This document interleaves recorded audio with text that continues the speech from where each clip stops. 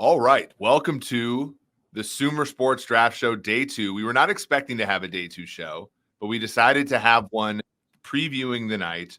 You guys in Detroit, Tej Seth, Ben Brown, Sam Bruchhaus, you guys had a show earlier today. It was phenomenal. I've been listening along. My drive home, by the way, last night after the first round of the draft there was a traffic jam. They were doing construction in the middle of the night. So I had to sit there in a traffic jam. And luckily, I had my guys talking football after the first round with me, so it soothed me. How you guys doing? Yeah, we're doing good. We're out here in Detroit in the Sumer Sports Draft House. We're getting ready to go to the official draft, do some more coverage. We've covered a lot, guys. I mean, we've covered fantasy. We've covered some of the biggest movers. What do y'all got to say? I think the only thing that hasn't surprised me about the draft so far is that Eric ran into traffic in Atlanta. I think that was the biggest lock of the draft, other than Caleb Williams going number 1 overall. It's honestly amazing that independent of whatever, if I left at 4 a.m, I'd run into traffic in Atlanta. But so is life. We're gonna have a brief show today because a few of us, you guys got to go to the draft. I got to do another thing at 6:15. And so let's talk about some key topics. And the first one actually just came out, a little bit of a report from, I believe, the NFL Network that talked about what the New England Patriots basically turned down in an effort to not have to move down and just simply take Drake May. And it looks like the New York Giants offered the 6th overall pick, next year's first rounder, and Minnesota offered 11-23, next year's first rounder, and some pick swaps for the opportunity to take Drake May. The New England Patriots, despite all their roster foibles and the like, decided to stay at 3, take Drake May, make a bet that he's good enough to overcome some of the roster deficiencies, but also that they can also build around him starting today and build that roster anew. Fellas, when you hear about those prices, what do you think? Yeah, so I would say right away, it does seem like, obviously, I don't think the compensation was there from what the New England Patriots were looking for from a draft compensation standpoint. I did go on Matthew Coller's Purple Insider show, and we did kind of talk about at least what it would take for the Vikings to move up. And the opening for what I proposed, like a starting point for the Vikings to go up to number 3, was basically along the lines of the reports that we're hearing right now. So I did think that at some point the Vikings in particular would probably have had to introduce like an additional second round pick. I don't think a pick swap in particular was going to get this deal done. Obviously, going like 4th first would have been a pretty egregious overpay from the Vikings. But I think overall, like I get it from both sides, and I do think like there was probably a line in the sand, and neither the Giants or the Vikings were really willing to cross it, and that was very much what the Patriots probably needed in order to justify moving down at this point. Yeah, my initial reaction was I didn't actually think that was either trade was that much, given kind of what the historical value of trading up into the top 5 is. And so it was interesting to me that it was notable. New England just stays there. This is a really good question from our friend Jake Grossman, who I know we've had experiences with, University of Michigan Law. He asked a great question. Is turning down a good offer to trade down like the Pats did is essentially the same thing as trading up for a player at that price? That's an interesting thing, because if we open this can of worms philosophically, Sam, we're going to have to get the data for all the trades that were ever turned down before we really actually get an idea of who's a good GM and who's not a good GM. Right. It's interesting when you're collecting that data. Number one, you have to pick a source of evaluation, which typically would be, some type of WAR or WA or AV or something like that. And that already, constricts the way you can view it into some type of regressed metric.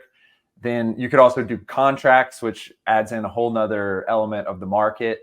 But when you're looking at just trades, a lot of the times you end up in that Jimmy Johnson type purview where, there's stuff that we don't necessarily believe to be true unless there's quarterbacks involved and other things like that. And adding that extra type of philosophy, I think shows, us at Sumer Sports have talked a lot about how we have the scouting element and the people who have done it in real life and understand the trades coming in. And then we have the data element of what we can objectively look at. And this kind of shows one of the parts of a general manager's job that is truly kind of an on-the-fly evaluation, given that there's so much uncertainty into what you could get or what you may be turning down. And you kind of have to make a decision of what's your true valuation of the picks that you currently have versus, you know, who you think you could get. I mean, if they would have traded down with the Giants, maybe they end up with another one of those quarterbacks, but it seemed as if Atlanta Atlanta ended up picking quarterback. It seemed like they picked a quarterback because they thought that people were trying to trade up. And so that's just an idea of the uncertainty of you don't really know what's going on. There's a ton of things that a general manager has to consider at that moment.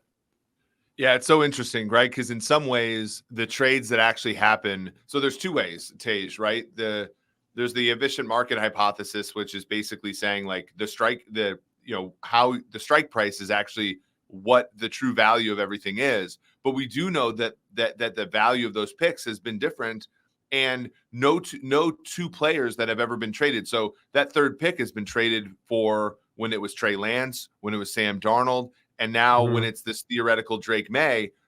You know, the fact of the matter is like when we look at trade charts, we look at the history of what's happened. Of course, there's some selection, right? It's been always good enough for these teams who are, you know, per Cade Massey and everybody, like obviously overconfident in their evaluations historically, when they can actually like override their own evaluations. That means that the trade up has been advantageous, at least for the trade back team. And maybe that's what we're seeing historically in all of the data, is that these teams, when they trade back and give up on a generational player type guy, and that's not necessarily a label that Drake May has, but when they give up on a player of that caliber, it's got to be for something that shakes them off of that, not necessarily what is a fair market price for Drake May.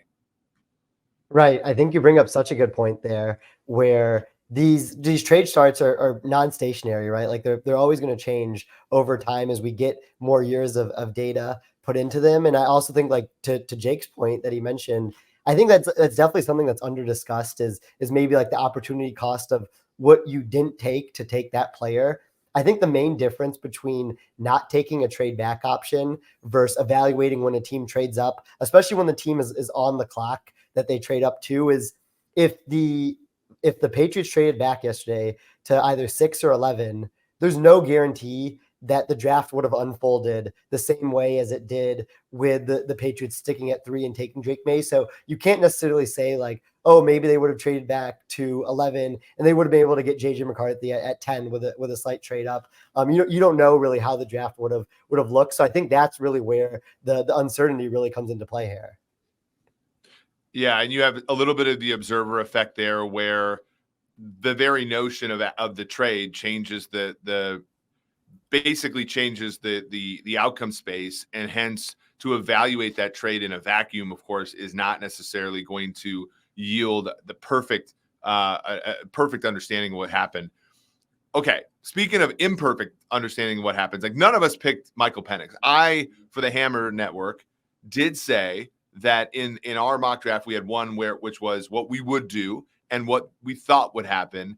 I did put what I would do is take JJ McCarthy at 8. That is what I put in that line. So, you know, there is, like, I'm not the biggest Kirk Cousins fan. I don't know if he's going to come back from this, but it does seem kind of crazy, boys, that we got 4 years, $180 million, and a 2 years effectively guaranteed for Kirk. And now you have Michael Penix, a 24-year-old prospect who's going to be quite old when he finally gets on the field. It is an interesting choice. I know people are going to beat this pick to death for a while until he doesn't start the next year and a half and people forget about it. But like, what was you guys' idea of this pick? And, you know, I think that on one hand, it's getting a lot of flack relative to the Bijan Robinson pick, which it's clearly a better pick than Bijan Robinson last year, but it's also a thematically inconsistent selection with how the Falcons have done business this offseason. Yeah, I think there's 3 kind of elements here, which I'd love to hear Tej and Ben's thoughts on. But the first element that I identified is the overconfidence per se. We talk a lot about overconfidence in the draft, but you know, you sign a player and after signing that player, you may be a little overconfident that that player will actually be good. So it's interesting that they're obviously adjusting for that uncertainty. Adding into that uncertainty is the injury risk, which I haven't really heard about anyone talk at length about. But, you know, we've seen Achilles injuries across time be like pretty detrimental. And it's strange that we're going into a year where two of the major quarterbacks on the major market teams both have Achilles injuries. And really, this is the kind of the basis of, I guess, how we approach Achilles injuries moving on forward. And then finally, which I'll let Tej and Ben talk about, but you know, we've talked so much about how valuable quarterbacks are and how much more valuable they are than position players, at least from how we understand the game now. And they've now spent a lot of investment in that. So what do you guys think about that amount of investment in like a 4 to 6 year plan, I suppose? Yeah, I mean, I do think you bring up a lot of good points there where for the Falcons to kind of justify this and make it work, I think they look at their division and they see that their offense, because of the investment that's been added into it and, you know, the strength of the other teams in the division, like the only thing that could probably derail them from winning the division next year is Kirk Cousins getting injured again. From their perspective, I think that's kind of what they're thinking. So maybe they think Michael Penix will come in and play 4 or 5 games, you know, to help them get that home playoff game.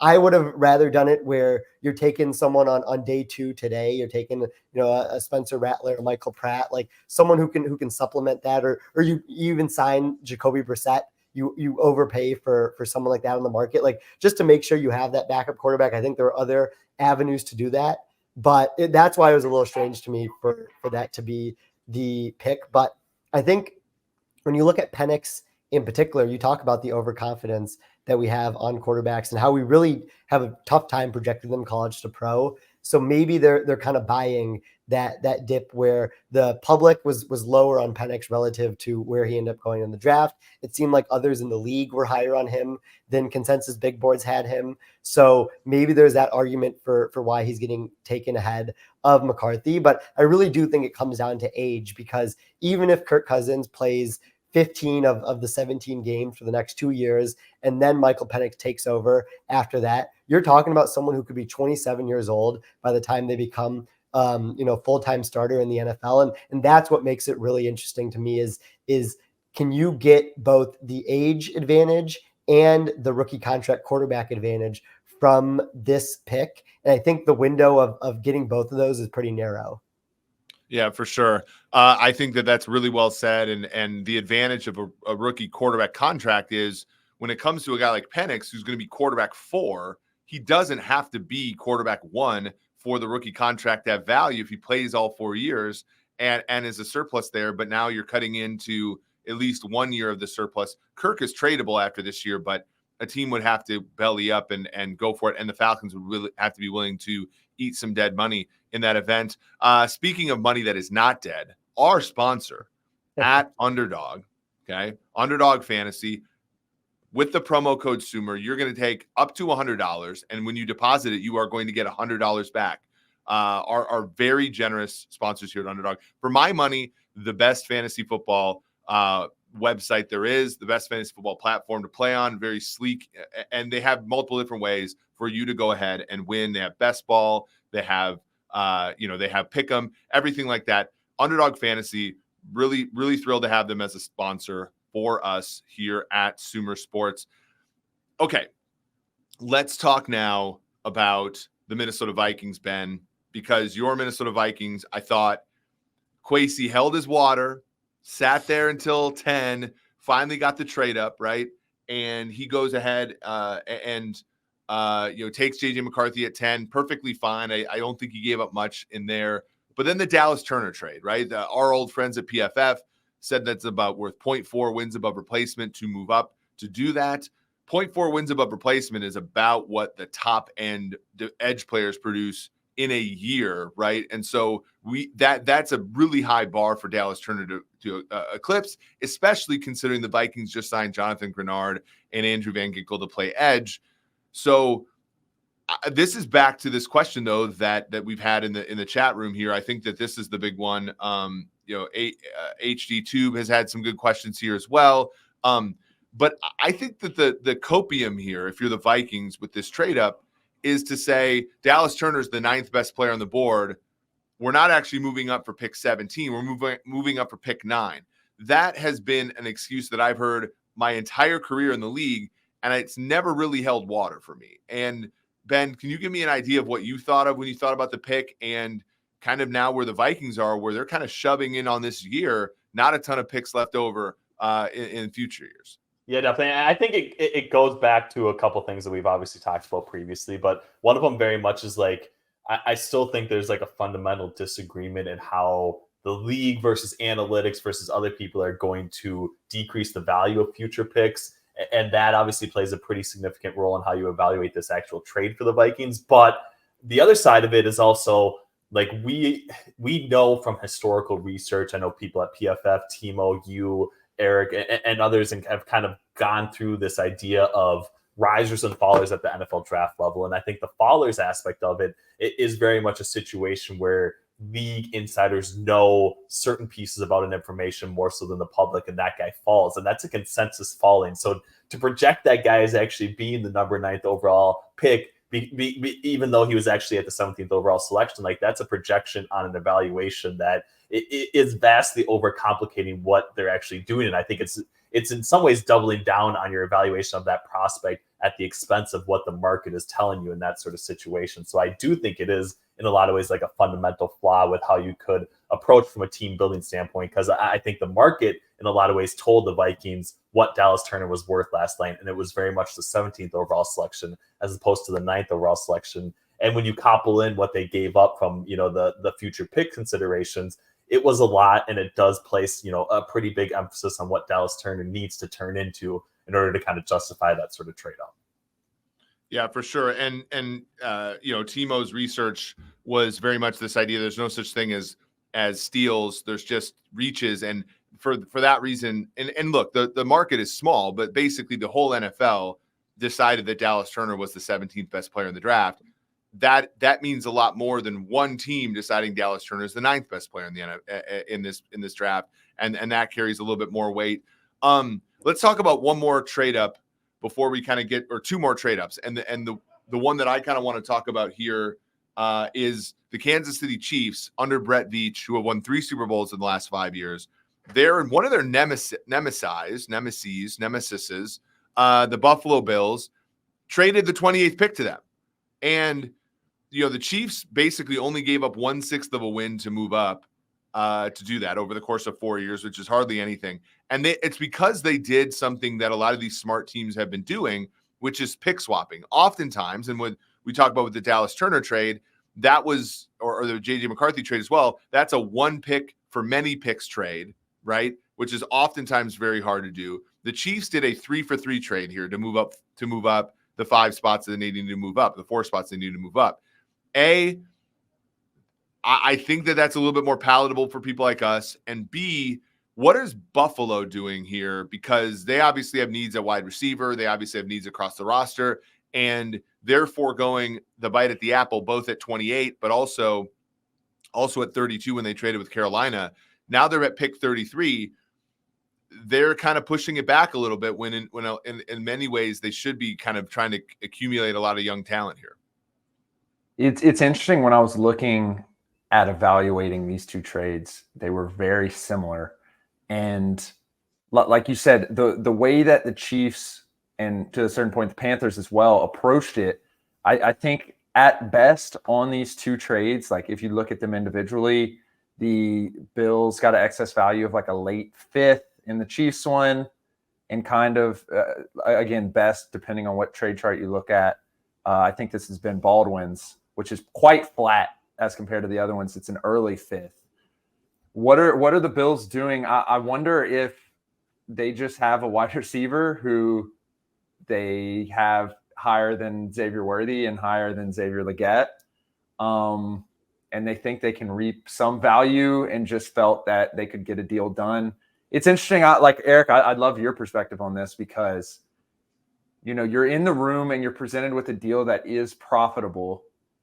You know that you have a Ladd McConkey or an A.D. Mitchell or a Jermaine Burton or someone like that higher, and you don't expect him to be picked. Your intel is telling you that he's probably not going to be picked. do you press the gas and try to, get the value of like an early third, an early fourth, when you have this deal in hand that you can just accept with a snap, and then you have a little bit more value left over? I think and Ace has a good point here. Kwesi is analytically friendly, has been on the losing end of trading up this year and down in 22. Like, I think a lot of my friends in the league, when Kwesi went back from 12 to 32, even though the chart said he won, most of my friends were like, look, he could have taken Detroit to the cleaners and rinsed them out a little bit, and he didn't, right? He kind of settled for a trade that was value. And, I think that is a good question. And if you're the Bills, a similar idea with Kwesi, like, Kwesi's traded with the Lions twice and the Packers in the course of his first 3 years in the NFL. Like, that's against the grain, but if you can accumulate value, of course, that's a good thing. In this case, trading with the team that has beaten you in the playoffs 3 of the last 4 years optically doesn't look good. And then if you come out of it with a wide receiver now, A.D. Mitchell is a heavy favorite. We're going to go over the betting markets here in a little bit. A.D. Mitchell is a heavy favorite to be the first wide receiver. At least he was the last time I looked. Taken here. Maybe they just knew. Maybe they knew that they were going to get him at 33. And we're going to talk about this in a second. Or maybe they were always angling for the position of the 33rd pick so that they could trade it coming up here on day 2 in these coming hours here. The betting markets have the Bills at about a even money to trade this pick, which I think is the more plausible idea, is getting out there and saying, look, we're going to get a position. And even though we gave up some value we left some value on the table for pick 28 and pick 32, we're going to take somebody to the cleaners here in 33 and get it all back. Yeah, no, I think that's a great point you bring up, where it's like, and I'd be really curious to kind of hear where you stand on number 32 overall versus number 33 overall, because I can see an argument for both sides. Like, if you take a player, especially wide receiver, at 32 overall, and you have the ability to give them the 5th-year option, you extend them after 3 or 4 years, and you can spread their signing bonus out over an additional year, where you're guaranteeing them less money in each subsequent year after that. But at number 33 overall, like, there's a decent amount of drop off in just total 4-year contract. And the 5th-year option isn't as much of an advantage as it used to be. It's guaranteed now. It's definitely higher than it used to be. So, like, yeah, I'd be really curious to see kind of where you stand from that perspective. Yeah, for sure. So I actually just did a broad calculation, right? When you look at the 32nd pick, the likelihood that guy gets the 5th-year option, I mean, it was about 40% before 2018, and it really hasn't hit a 5th-year option yet since 2019 and beyond. So, let's put that number at 30, that he's a hit, meaning like he'll actually earn the 5th-year option. Well, that means that, and let's assume pick 32 and 33 are no different than each other player-wise. They're both equally good. Well, in that 70% of the time that the player's not worth that, you're losing $3 million essentially in this year's money by trading up to get to 32, because that is the delta during the course of the 4 years on that contract. In addition, not the whole second round first contract is guaranteed as well. It's slight, but it's about $3 million difference. So you have to make up, 2.7 million in expected loss in the 70% that the guy isn't a hit, in the case that he is one, right? And so when you look at like maybe a 20% chance that he's like a moderate hit, which means like maybe 5 million of surplus value in that 4th year, which is really what we're talking about, because for second round picks, you would sign them if they're hits after year 3, and for first rounders, you sign them after year 4 because you have that extra year team control. So in that 4th year, maybe you have 5 million of surplus more, but you're still paying back the 3 million that you paid more for having that first pick, right? 32. So again, that's a modest increase. Where you really get the benefit is if the guy is a monster. If the guy ends up being an actual bona fide star, then that surplus value is about, anywhere from, 10 to 20 million bucks. But that only happens about what, Tej, 5 to 10% of the time. And so the expected value there of going up and getting that 32nd pick is, unless you believe, and you are correct, that your 32nd pick is much, much, much, much better than the 33rd pick, it's probably overstated the value of the 5th-year option. Yeah, and I see this question in here from Richard too. Like we're talking about the differences between Xavier Worthy, Xavier Legette, AD Mitchell, all these people. Eric, I guess we should log this one for Thomas. You know, like not only is there this kind of evaluation, mathematical evaluation, personnel evaluation, but there's also kind of the human element that I'm sure Thomas has gone through, especially given, he traded up for Julio Jones, where what if a team calls you and says, oh yeah, our guy at 32 is not your guy, and then they just take another player.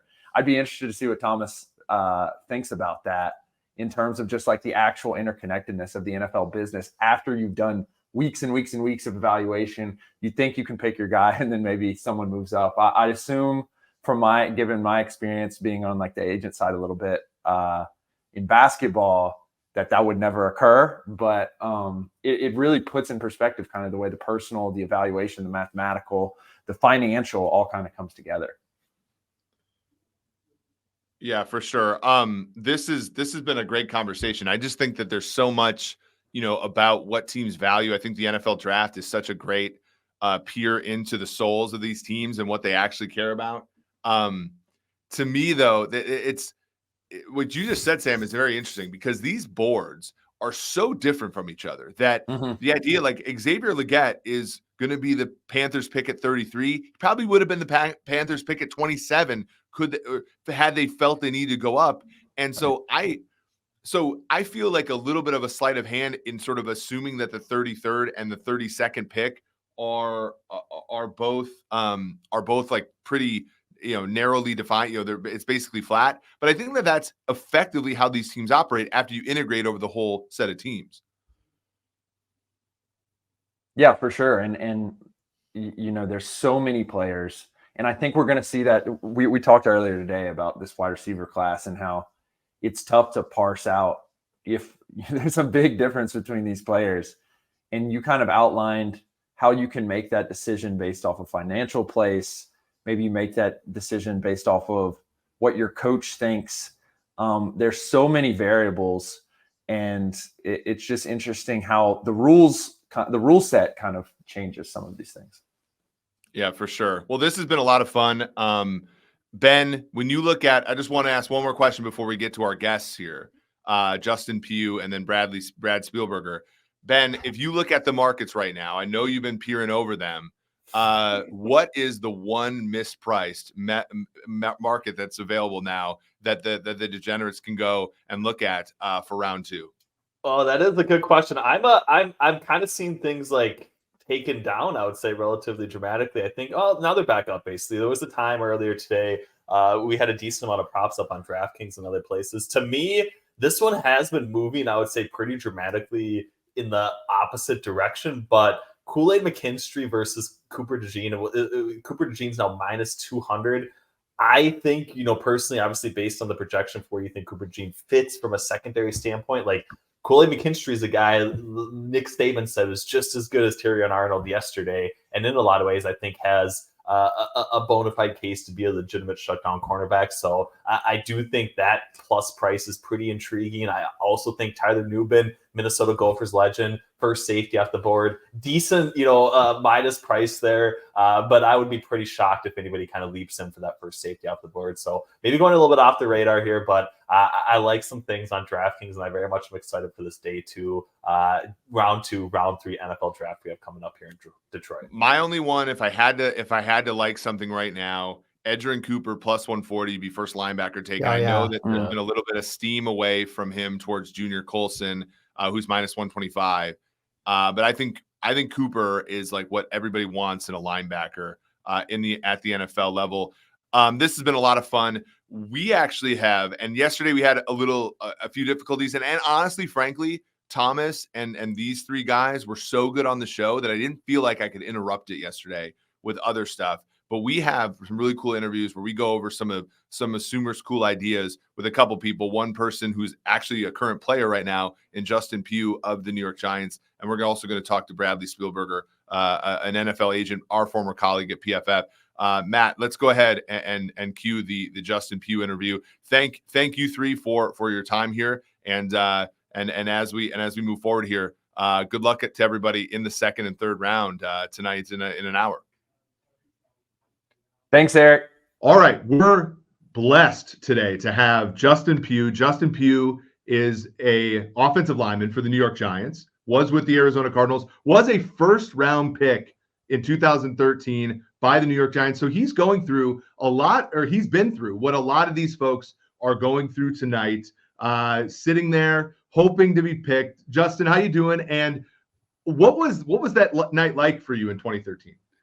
Eric, thanks for having me on. This has been awesome. You came on my show a few weeks ago, and I'm glad I could repay the favor. And there's no better time to talk about it than tonight. Thursday, NFL draft. These kids' lives are changing for the better. The rest of their lives will never be the same. And I remember that day so vividly. You might have to go to YouTube and see it, but I had a viral moment there where I got drafted by the New York Giants, and all my friends are Eagles fans. But even though they were pissed I went to the New York Giants, they dogpiled on top of me, and it was this unbelievable moment. I'll never forget it. But if you really want to know what it was like, go to YouTube, type in Justin Pugh draft, and you'll see it. I wasn't invited to the draft, so they didn't think I was going to be one of those top picks. I think this year they're only inviting 15 guys. I think to avoid some of those situations where we've had guys sitting in the green room until the second day. Yeah, it must be a tough situation for a guy like Will Levis who, has to sit through it, and Aaron Rodgers back in 2005.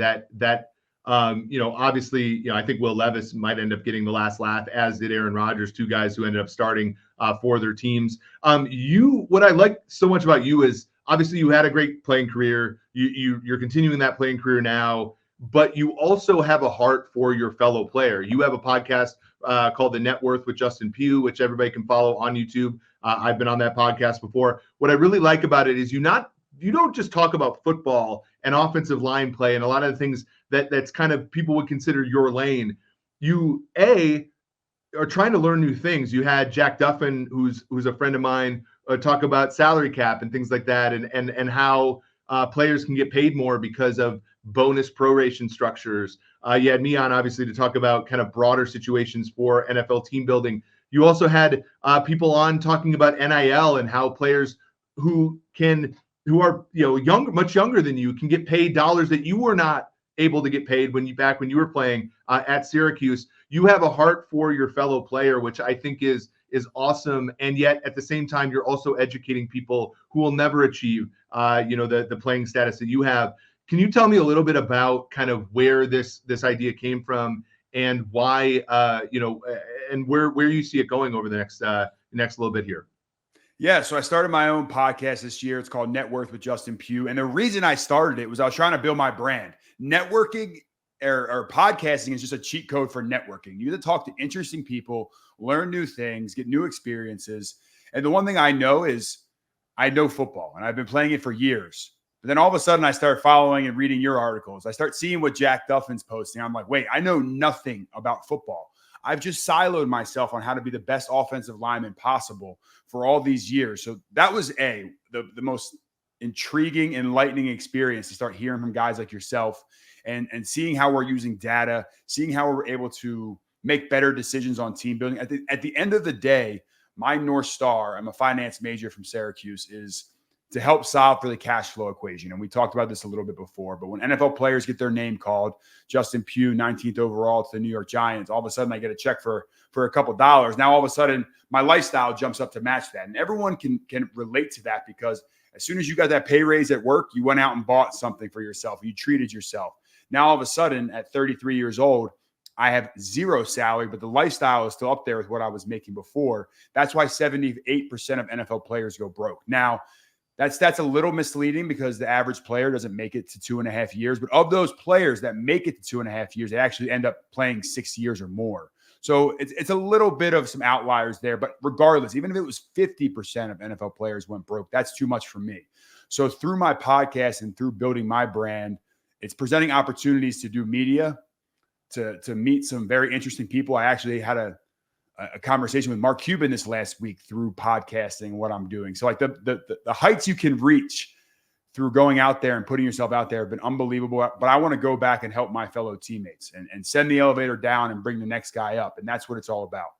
Yeah, and I think that that's a cool synergy with what we're trying to do at Sumer. As everybody knows who's listening to this podcast with myself and Thomas, who's listening to the draft show now, a lot of our focus has been on building team tools, but we're also in the market for building player tools. I want to show you, Justin, a little bit of what we're trying to build for players. Now, some of this data is a little bit made up now, but this idea where, for you as a player, being able to be armed with some of this information, for example, knowing how many wins you've contributed to your team over the course of years, knowing how much that's worth on the open market, could help you,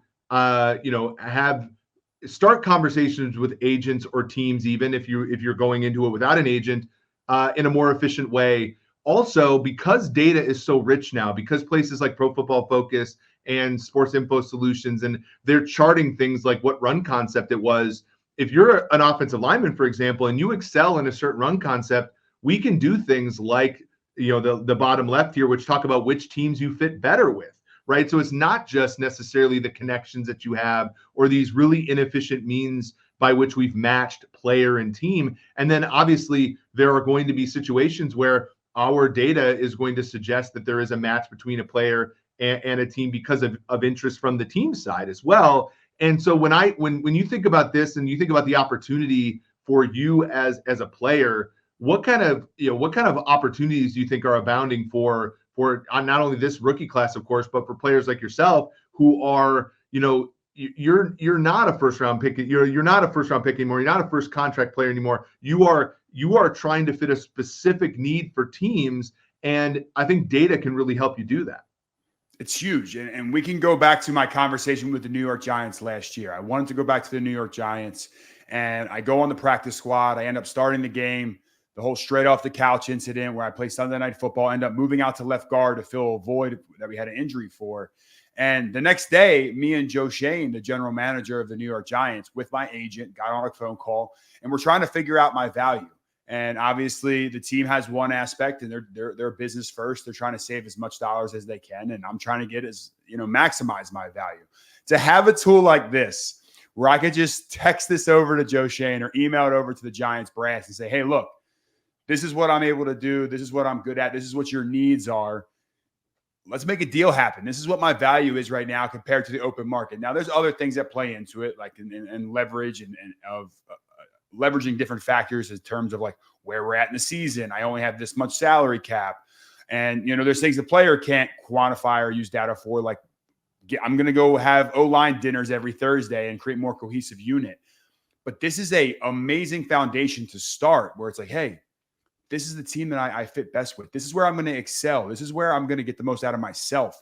This is where I can increase my value going forward. And now I'm towards the end of my career. I'm not looking for a long-term deal, but think about a guy that is going into the prime of his career and signs a 1-year contract because he wants to go maximize value. Look at Hollywood Brown signing a 1-year deal with the Chiefs to try to go show how good he is to get that mega deal. This is hugely important because it's almost more valuable to put up good numbers and have a more successful season in those one-off years. I think this tool is an amazing, just seeing it for the first time, I'm in awe. And now I wish I would have had it the last 11 years. Well, that's what we hope at Sumer, to be able to empower, because I think a lot of times analytics and, you obviously, I think offensive linemen are some of the more progressive when it comes to dealing with data. We wrote a paper with Jeff Schwartz, and I've talked to Mitchell Schwartz before as well. And there's a lot of curiosity, and I think that's awesome. I do think for a lot of times though,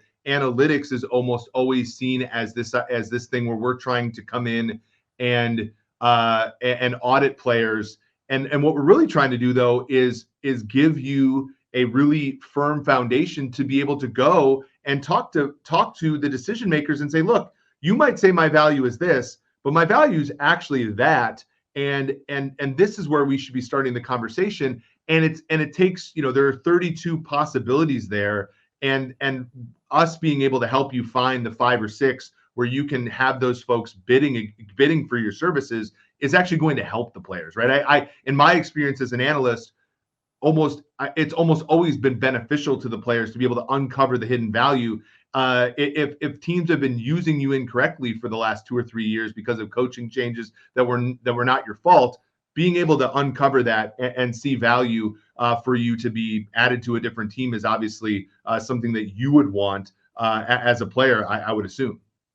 Yeah, and the one thing that I saw from the data, and it's something that I fall victim to, and a lot of players fall victim to, they look at PFF or other stats and like, oh, they graded me here. Everyone's comparing themselves to like the best player at their position. They're comparing themselves to the Trent Williams or whoever the best offensive lineman is. It's actually amazing to see the data. And it's like, this is where I fit into the equation. This is my true value. And that's who I'm competing against. So it's not like you're trying to compete to be the best of all time. It's like operate in the space that you're in. You're a middle of the road offensive guard, or you're upper to middle, upper echelon. And then you know what you can command. Hey, you take an upper class guard like myself, where like throughout my career, I was always, paid in the upper half. And now I'm getting towards the end of my career. It's like, hey, pair me with this team, because I'm able to, in comparison to what other guards at my level will bring to the table, I'm going to bring X, Y, Z as well. Like, we get so caught up in like, what was my grade? Why was I not the best player on the team? And guys get pissed off with it, and I have in the past. But when you sit back and really take in the data and see what it's telling you, you still can come up with a true value for yourself and really compare yourself to your true competition, which is really what the teams are doing and the players need to do as well. So like, this is a eye-opening moment for me, and I'm excited to see where it goes. Yeah, and what we've seen since the 2011 CBA, which I think many people intended for veterans to get paid more, right? They suppressed rookie wages quite a bit, and you had to deal with that as a 2013 first-round pick, where if you were taken 3 years earlier, your rookie contract would have been much bigger. Yeah. But what's happened is it's hollowed out the middle class, because you either get the top-end contract, to your point, or you fall out of that top-end group and you end up having to play, as you said, for veteran minimum. There has to be some middle ground. There has to be some continuity between those things. So somebody says, like, look, I'm not a replacement level player. I'm not the best player in the league, but I'm somewhere in between, and I can command this. And I do think that over time that will benefit the player. Justin, you've done a ton to benefit the player. The Net Worth podcast with Justin Pugh. Go ahead and check it out on YouTube. Justin, thank you for joining us. Enjoy the rest of the festivities that you have on draft night. I know you're a really busy guy, and we want to thank you for coming on. No, this is amazing, Eric. Keep being a pioneer in the space, man. I appreciate it. And as we continue to learn and get to know more about this data, I know every player and every team is going to be thankful for whatever this turns into. So I'm looking forward to seeing that. And now on the Sumer Sports 2024 live draft show, I have Brad Spielberger. Brad is now an agent with Grand Central Sports Management. You can follow Grand Central Sports Management on Twitter at GCS Sports MGMT on Twitter. Brad used to be with me at Pro Football Focus. He added what I would consider to be a dimension to PFF, adding the contracts, but he was also probably the best on-air person at PFF during his time there. Now he's in the agent space. Brad, how you doing? What's it like to be back on air?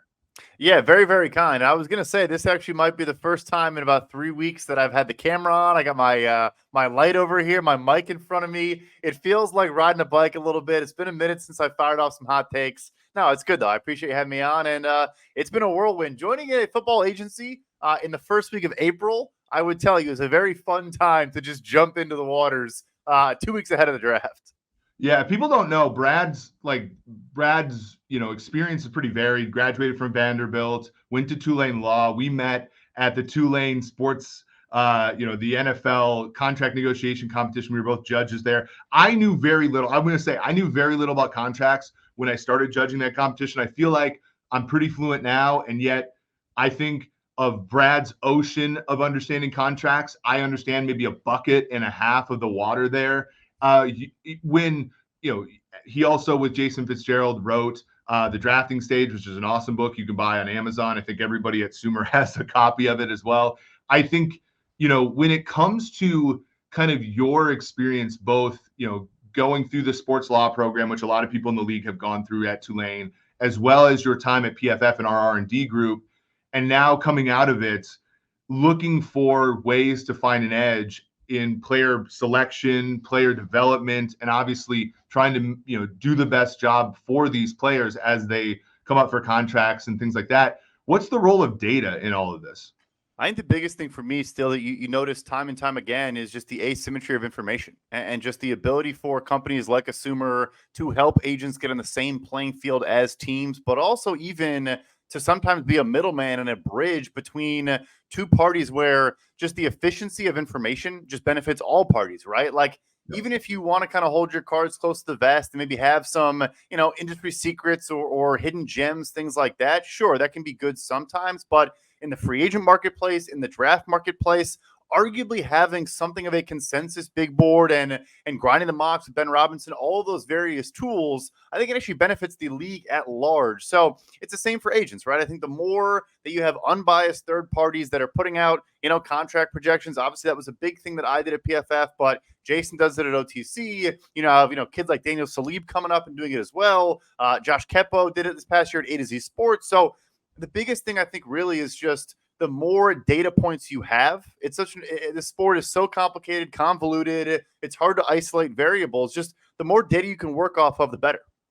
Yeah, for sure. And in our group at PFF, you did such a great job of mentoring Arjun Menon, who also does a lot of the expected contract value stuff, which we do at Sumer as well, which basically looks at a contract like Tyreek Hill's, which looks like it's a $30 million APY contract, but you go through and you say, well, what's really the likelihood of actually playing out years 4 and 5 of this deal, and you sort of get a better page. And to your point, the closer you can get to that information being accurate and fast, the better. And I kind of want to demo a little bit of a tool for you here that we actually had Justin Pugh on the show here. This is an example of looking at Justin, and some of these numbers are made up because of licensing rights. But the idea, we had WAR at PFF, which I know was a part of your contract projections.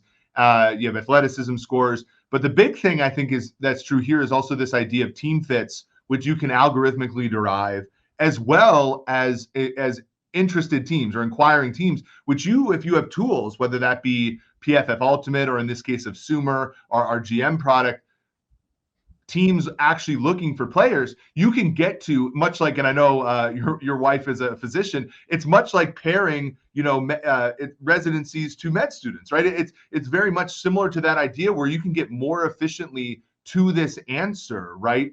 And I think that's really what we're looking for here, because I think a lot of people look at analytics, Brad, and they say, oh, all we're trying to do is make the player less rich, or we're trying to steal from the player. And I think when we had Justin on, he made a very good point. It's nowadays, because of the new CBA, it's like everybody's a rookie deal or veteran minimum guy or the max contract guy, very little in between. And what we're trying to do is take that big ass difference between the minimum contract and the rookie deals and the max contract, and try to smooth it out a little bit and get some of those players who are in the middle tier a little bit more of what they deserve. Yeah, and that's where a bunch of different conversations, if we're going to talk about how data can influence like contracts and markets and things like that, is like position markets do not decline gradually. There are these massive drop-offs and plateaus and tiers. And I think the last run for the Patriots, the 17 to 19 range, was they were just loading up on veterans for about $2 million a year to $5 million a year. Just like all the guys that probably were worth 8 to 10, but there were guys making 20, and there were guys making minimum, and then the rookie deals, obviously. And they said, okay, get all the guys that are worth $4 or $5 million in the open market. They're probably actually better than that. And then, like you mentioned, the match thing is funny. I think a lot of the cliches, I know I've only been here for 3 weeks, but like a lot of the cliches that we probably make fun of and poke holes on the outside of, like, a coach will keep signing players he knows over and over again and bring them to part of it is just, again, just that, like, I know what this guy is capable of doing. I know that if I run a certain scheme or do whatever, Justin Pugh, you have Arizona, New York on there where he played, like, there's a floor and a comfort level that comes with that I think, again, we can help improve and make even better. But it's kind of less surprising that now that being where I'm at, where it's just like they just know that they are at least comfortable with what they have. It's kind of the, it's just better to the devil you know versus the devil you don't, and you can figure it out from there. That's one kind of good example where data can improve that process. Yeah, for sure. And you just don't want to have to teach people things a million times, even though you trade sort of that inefficiency for the efficiency of them doing the job a little bit better once they come out of the wash. And to your point about the NFL is a situation now where, because of the CBA, because of new rules, like, there just is less time to develop players and people. And so you're almost always going to sort of rush to something that's a little bit more ready-made. And we've seen that a little bit more, especially in coaching. I know my boss, Thomas Dimitrov, who we get to talk to here in a second, has talked about that for coaching all the time. This has been great, Brad. Thank you so much for taking a little bit of time out of your draft night to hang out with us. Brad Spielberger, Grand Central Sports Management agent, former PFFer with me, adding to the great list of PFF alumni, and obviously an alumni of the Tulane Sports Law Group and Over the Cap. It's been great, Brad. Have a good one. Enjoy the rest of the draft. You too. Enjoy it.